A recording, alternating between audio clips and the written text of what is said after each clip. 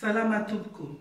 Excellence, Monsieur l'ambassadeur d'Afrique du Sud, Excellences, Mesdames et Messieurs qui suivent cet événement selon vos rangs respectifs, Madame la Présidente du Rotary Club Ivanj et les membres du club, chers collègues du système des Nations Unies, Mesdames et Messieurs, Tupuklasi si Tupukuvavi. C'est un honneur et un réel plaisir pour moi de pouvoir participer à cette conférence virtuelle qui marque la fin des activités entreprises dans le cadre de la célébration de la journée Nelson Mandela qui s'est étalée tout au long de ce mois. Tout ce que nous avons entrepris va dans le sens des principes et valeurs de Nelson Mandela ou Madiba, une figure emblématique de la paix. La paix qui est à la fois un gage pour un saut vers le développement et pour sa durabilité. Excellences, Mesdames et Messieurs, la Journée internationale Mandela est célébrée chaque 18 juillet de l'année pour commémorer la contribution de cette éminente personnalité à la promotion de la culture, de paix et des droits humains.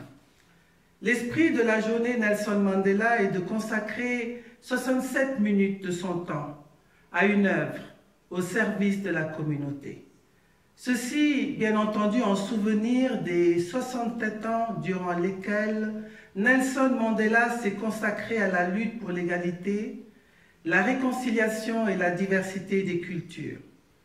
Le système des Nations Unies tient à manifester ses reconnaissances envers l'ambassade de l'Afrique du Sud et du Rotary Club Ivanj pour leurs belles initiatives, ainsi qu'à tous les sponsors et les clubs pour l'ONU qui ont soutenu nos activités cette année.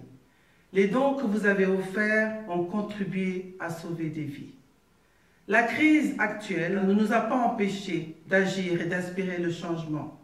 Dans ce contexte de Covid-19, nous devrions plus que jamais laisser l'esprit de Mandela nous inspirer et nous guider.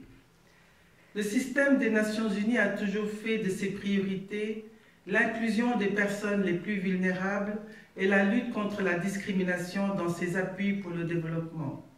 Nelson Mandela a montré qu'un monde sans discrimination, des dirigeants privilégiant la paix sont des leviers d'un développement durable et inclusif qui est d'ailleurs prôné à travers l'agenda 2030. Pour faire face à la crise sanitaire et ses impacts socio-économiques sur la population, notamment les plus vulnérables, serrons-nous les coudes pour promouvoir cette culture de la paix et le respect des droits de tout un chacun, héritage qu'il nous a laissé et garant du développement durable. Enfin, je voudrais remercier également les jeunes pour leur engagement en contribuant au concours de slam et de projets d'innovation cette année.